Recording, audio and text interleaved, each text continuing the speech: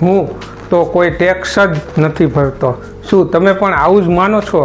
જો હું તમને કહું કે આજે સવારે ઊંઘમાંથી ઉઠ્યા ત્યારથી લઈને આ વિડીયો જોતા હો ત્યાં સુધી તમે કદાચ સરકારને અનેક વખત ટેક્સ ચૂક્યા છો, તો શું તમે માનશો? તમે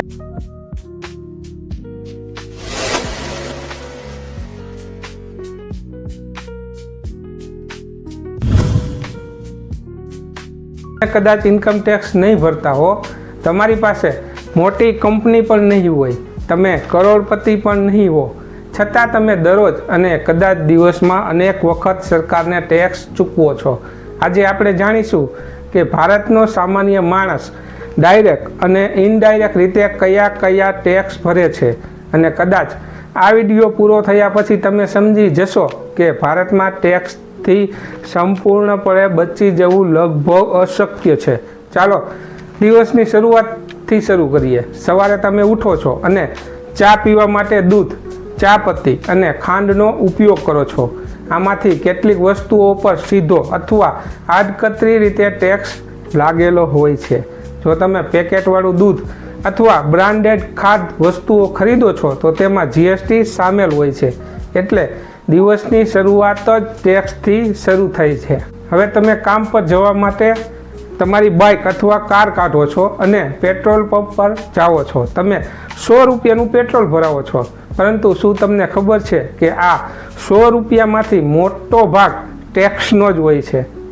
પેટ્રોલ અને ડીઝલ પર કેન્દ્ર સરકાર અને રાજ્ય સરકાર બંને તરફથી ટેક્સ વસૂલવામાં આવે છે. એટલે તમે જેટલી વખત પેટ્રોલ ભરાવો છો તેટલી વખત સરકારને ટેક્સ ચૂકવો છો. હવે તમે ઓફિસ જવા માટે હાઈવેનો ઉપયોગ કરો છો અને રસ્તામાં ટોલ પ્લાઝા આવે છે, તમે ટોલ ચૂકવો છો. આ પણ એક પ્રકારનો કોર અથવા માર્ગ ઉપયોગ માટેની વસૂલાત છે. એટલે માત્ર કામ પર પહોંચતા પહેલાં જ તમે અનેક પ્રકારના ટેક્સ ચૂકવી દીધા હોય છે. હવે ઓફિસમાં પહોંચીને તમે મોબાઈલ રિચાર્જ કરો છો અથવા ઇન્ટરનેટ પેક ખરીદો છો.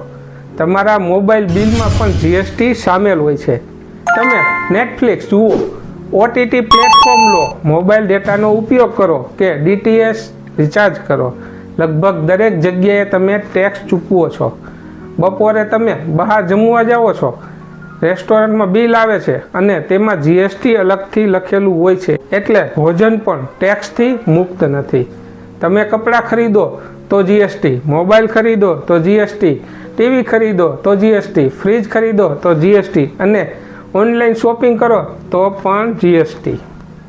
હવે એક સવાલ થાય કે આ જીએસટી શું છે? જીએસટી એટલે ગુડ્સ એન્ડ સર્વિસ ટેક્સ. પહેલાં ભારતમાં અલગ અલગ પ્રકારના ઘણા ટેક્સ હતા, પરંતુ હવે મોટા ભાગના પરોક્ષ ટેક્સને જોડીને જીએસટી લાવવામાં આવ્યો છે, જેથી વ્યવસ્થા સરળ બને. હવે વાત કરીએ ડાયરેક્ટ ટેક્સની. ડાયરેક્ટ ટેક્સ એટલે એવો ટેક્સ જે વ્યક્તિ સીધો સરકારને ચૂકવે છે. તેમાં સૌથી મોટું નામ છે ઇન્કમ ટેક્સ. જો તમારી આવક સરકાર દ્વારા નક્કી કરેલી મર્યાદાથી વધુ હોય તો તમારે ટેક્સ ચૂકવવો પડે છે. એટલે દેશમાં દરેક વ્યક્તિ ઇન્કમ ટેક્સ નથી ભરતી, પરંતુ જે લોકો નક્કી કરેલી મર્યાદા કરતાં વધુ કમાણી કરે છે તેઓ આ ટેક્સ ભરે છે. પરંતુ અહીં એક રસપ્રદ વાત છે. ભારતમાં ઇન્કમ ટેક્સ ભરનારા લોકોની સંખ્યા કુલ વસ્તીની સરખામણીમાં ઘણી ઓછી છે. છતાં સરકારને હજારો કરોડ રૂપિયાની આવક થાય છે. તેનું કારણ છે ઇનડાયરેક્ટ ટેક્સ. કારણ કે ઇન્કમ ટેક્સ થોડા લોકો ભરે છે, પરંતુ જીએસટી લગભગ દરેક વ્યક્તિ ચૂકવે છે. હવે ધારો કે ગામમાં રહેતો એક ખેડૂત છે જે ઇન્કમ ટેક્સની મર્યાદામાં આવતો નથી. તે પણ જ્યારે ટ્રેક્ટર માટે ડીઝલ ખરીદે છે, મોબાઈલ વાપરે છે, ખાતર ખરીદે છે, કપડાં ખરીદે છે અથવા બાળકો માટે સ્કૂલની વસ્તુઓ ખરીદે છે, ત્યારે કોઈને કોઈ રીતે ટેક્સ ચૂકવે જ છે. એટલે ભારતનો સૌથી ગરીબ માણસ અને સૌથી અમીર માણસ બંને ટેક્સ ચૂકવે છે.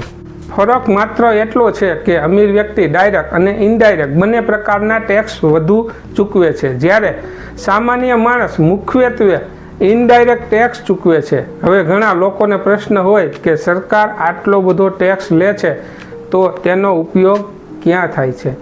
આ ટેક્સથી રસ્તાઓ બને છે, સરકારી હોસ્પિટલો ચાલે છે અને પોલીસ વિભાગ કામ કરે છે, સેનાને સાધનો મળે છે, શાળાઓ બને છે અને સરકારી યોજનાઓ ચલાવવામાં આવે છે અને દેશના વિકાસ માટે ખર્ચ કરવામાં આવે છે.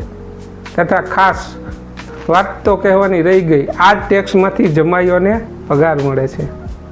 પરંતુ બીજી બાજુ લોકોને એવો પણ પ્રશ્ન હોય કે જો આપણે આટલો ટેક્સ ભરીએ છીએ તો પછી સારી સુવિધાઓ કેમ નથી મળતી? મિત્રો, આ ચર્ચાનો વિષય અલગ છે, પરંતુ એક વાત ચોક્કસ છે કે દેશની અર્થવ્યવસ્થાનું મોટું ચક્ર ટેક્સ પર ચાલે છે. હવે એક નાનકડું ગણિત કરીએ. તમે સવારે ચા પીધી, બાઇકમાં પેટ્રોલ ભરાવ્યું, મોબાઈલ રિચાર્જ કર્યો, બપોરે બહાર જમ્યા, સાંજે ઓનલાઈન કંઈક ઓર્ડર કર્યું અને ઘરે વીજળીનો ઉપયોગ કર્યો. દિવસ પૂરો થતાં સુધી તમે કદાચ 5 થી 10 વખત કોઈને કોઈ સ્વરૂપમાં ટેક્સ ચૂક્યા હશો. અને કદાચ આ વિડીયો જોતાં જોતાં પણ તમે ટેક્સ ચૂકવી રહ્યા હશો, કારણ કે તમારા મોબાઈલ ડેટા અથવા બ્રોડબેન્ડ સર્વિસ પર પણ જીએસટી લાગે છે. એટલે આગળથી જો કોઈ કહે કે હું તો કોઈ ટેક્સ જ નથી ભરતો, તો તમે તેમને કહી શકો છો કે ભાઈ, તમે કદાચ ઇન્કમ ટેક્સ નહીં ભરતા હો, પરંતુ તમે દરરોજ અનેક વખત ટેક્સ ચૂકવો છો અને દેશના વિકાસમાં તમારું પણ યોગદાન છે. હવે તમે કોમેન્ટમાં જરૂર લખજો, આ વિડીયો જોતા પહેલાં તમને લાગતું હતું કે તમે ટેક્સ નથી ભરતા, કે પછી તમને પહેલાંથી જ ખબર હતી કે સામાન્ય માણસ પણ દરરોજ ટેક્સ ચૂકવે છે. જો તમને આ માહિતી ઉપયોગી લાગી હોય તો વિડીયોને લાઈક કરો, ચેનલને સબસ્ક્રાઈબ કરો અને આવા જ કાયદાકીય અને ઉપયોગી વિષયો માટે અમારી સાથે જોડાયેલા રહો. કારણ કે કાયદાની જાણકારી તે માત્ર વકીલ માટે નહીં, પરંતુ નાગરિક માટે જરૂરી છે. હવે સૌથી કામના કાયદાની માહિતી આપતા વિડીયો એક જ જગ્યાએ જે સૌથી વધુ લોકો જોઈ રહ્યા છે, જે વિડીયોએ લાખો લોકોનું ધ્યાન ખેંચ્યું છે અને તેમને ઉપયોગી થયા છે, તેમાં તમને મળશે કાયદા અને નિયમોને લગતા, જેમ કે જમીન કાયદા, નિયમો, સરકારી યોજનાઓ, પરિપત્રો, દસ્તાવેજો અને રોજિંદા જીવનમાં કામ લાગે તેવી કાયદાકીય માહિતી હવે એક જ પ્લેલિસ્ટમાં સરળ રીતે જુઓ. તો અત્યારે જ આપણી ચેનલ પર જઈ most views video playlist open કરો. કદાચ તમારા કામની સૌથી મહત્ત્વની માહિતી ત્યાં જ હોય. તેથી મિત્રો, ચેનલ સબસ્ક્રાઈબ કરીને આજથી જ નક્કી કરો કે કાયદાને માત્ર મુશ્કેલી સમયે નહીં, પરંતુ દૈનિક જીવનના રક્ષણ તરીકે સમજશો. આભાર.